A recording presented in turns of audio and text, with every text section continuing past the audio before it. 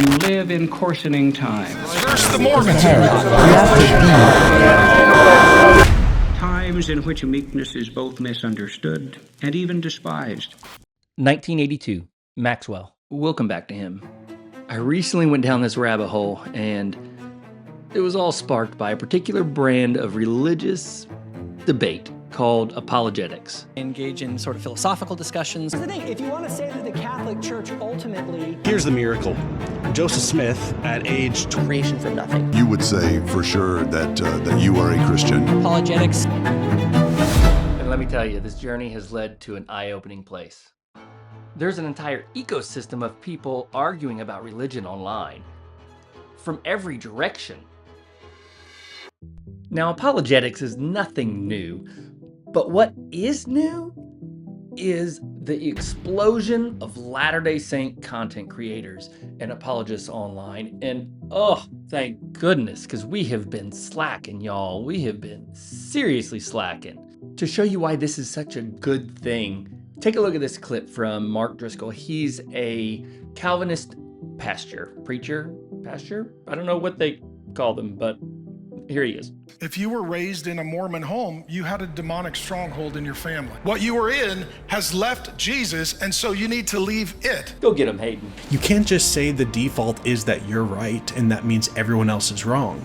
You need to actually defend your worldview. The problem is, I've yet to see Mark do this. Now that was HaydenCarroll from a channel called Let's Talk with HaydenCarroll. And y'all, he is so good, and so knowledgeable.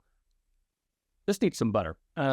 Here, watch another clip real quick. I know it's like a meme and you hear it ad nauseum that Mormons are the nicest people on earth, but they are. But it's like... Oops, not that clip. The other one. Recognize what internet activism, especially the lies told by anti-Mormon, ex-Mormon, cry-bully woke scolds like John DeLynn, we see the toll that his home wrecking for profit has had. Did you hear that? That's an LDS content creator. Did you catch the difference in tone though this time? Does that sound like someone that's defending the faith or more like being defensive? And I keep finding more. Also, Jackson has some rage bait for us. I've got some mad rage bait for you guys to start off. Jesus versus the Mormons. Trying to recruit people to come to their culty church. There's especially this one lady, and she actually is, her voice is so annoying, I can't stand it. Joseph Smith was a Schmiedophile. You are stepping on a landmine right now, and I love it. You're in a cult that raped his child brides over and over again. I found out that this culty ceremony isn't really that divinely inspired. It's actually something that Joseph Smith stole from the Masons. It's crazy. They can leave the church, but they can't leave it alone. How sick in the head do you have to be? I'm here and I'm fired up with the smackdown on Nemo the Virgin because y'all can't do it. Y'all are pulling your punches and trying to be nice to Nemo the Virgin here, and it's making me kind of sick. I tuned in for some napalm from y'all, and I'm getting pussyfooting around. It's pathetic. Now, what you just saw was content from both sides, and yet the energy was the same.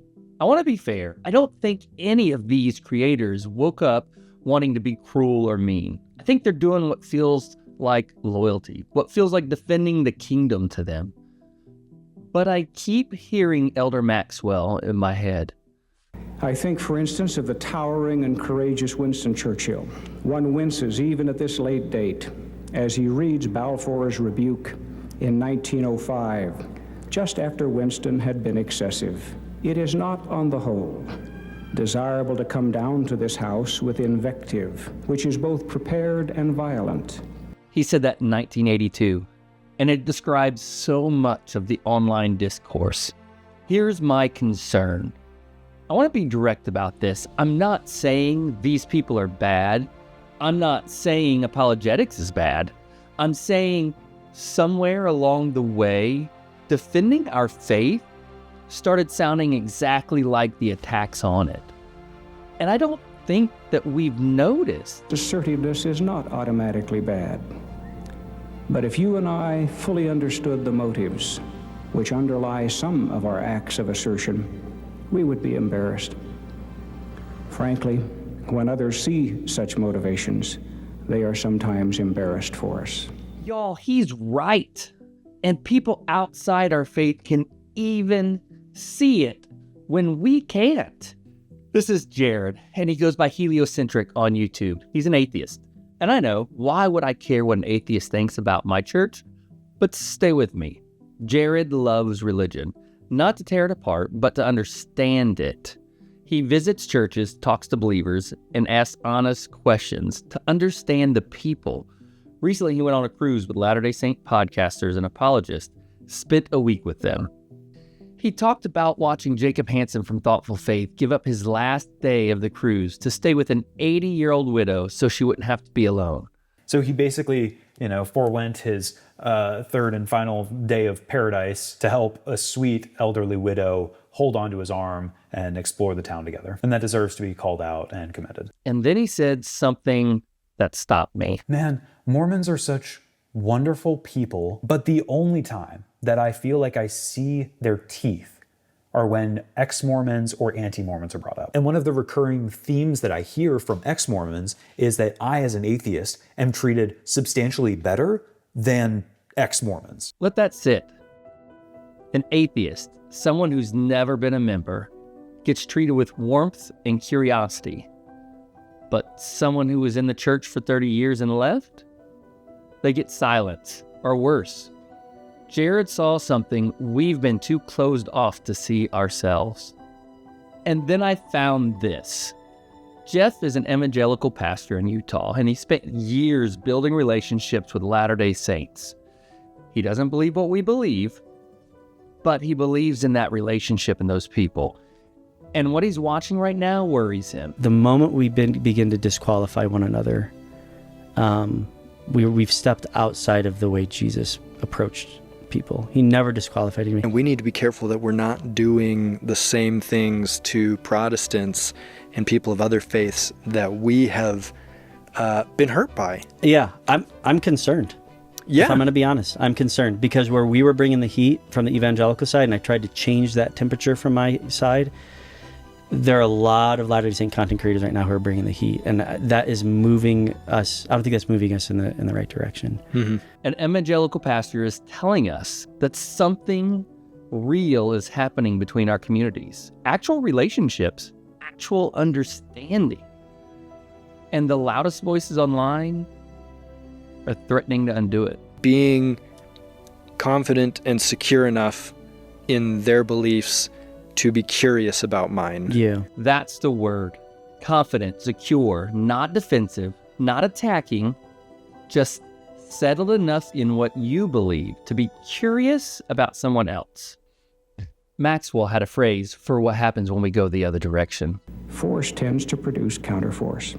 Every attack video, every response video, to the response video, to the response video, every smackdown, force, counterforce, force, counterforce. I believe there's a better way, guys, for Protestants and Latter-day Saints. And I think the scriptures prove it. I want to take you through this because it can reframe how we see this whole conversation. People love to quote Peter, always be prepared to give an answer. Always be ready to defend. And we should be. I believe that. But we leave out the second half. Gentleness and respect. It's not a suggestion. That's the method. Peter doesn't say, be prepared to give an answer, and if they come at you hard, match their energy. He says gentleness, respect. Paul tells believers to put on compassion like clothing, something you wear, something people see on you. In the Book of Mormon, Alma describes members of the church who began to contend warmly with their adversaries, even unto blows. Contend warmly. Started as an argument, ended in blows. And Alma wasn't praising them. That was a warning. So can you be bold and meek at the same time? Can you defend what you believe without becoming the thing you're defending against? Our verbosity often covers insincerity and uncertainty. Meekness, the subtraction of self, reduces the multiplication of words. The subtraction of self. Think about how much of the content I showed you earlier is really about the creator. Their brand, their channel, their clapback, their right, their moment. Meekness, however, is more than self-restraint.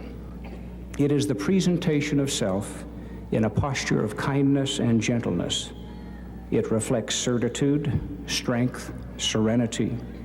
It reflects a healthy self-esteem and a genuine self-control. Certitude, strength, serenity. That's not weakness. Maxwell pointed to Moses standing before Pharaoh, Joseph Smith in Liberty Jail, bold and meek at the same time. And then he said a line that I can't get out of my head. Even when the meek speak up, they do so without speaking down. That's the thesis of this entire video. You don't have to match someone else's tone to win. You don't have to mock to defend. You don't have to speak down to speak up. And I think deep down we know that. I think we've always known that. I want to be clear about what I'm not saying. I'm not saying don't defend the faith. By all means defend it, boldly. And the restoration needs and deserves bold voices. I'm not saying every critic is arguing in good faith, because the reality is some aren't. And I'm not saying the people I showed clips of are bad people. I believe most of them genuinely think they're helping. But I am saying this. When an atheist can see more Christ-like love on a cruise ship than some of our own members show to people who leave, something's gone sideways. When an evangelical pastor is worried that we're the ones bringing the heat now, that should give us pause. When our own apostle warned us 40 years ago about invective, which is both prepared and violent, and then that perfectly describes the most popular content in our space, we should be listening. We do not have to match someone else's contentious tone and energy to win hearts and change minds. We never did. The loudest voice in the room is rarely the most persuasive. The most persuasive voice is the one that makes a person feel safe enough to listen to it. That apostle in 1982 said we're a generation meekly drenched in destiny. He was right about the destiny. I'm not sure we've gotten the meekly part yet, but I'd like to.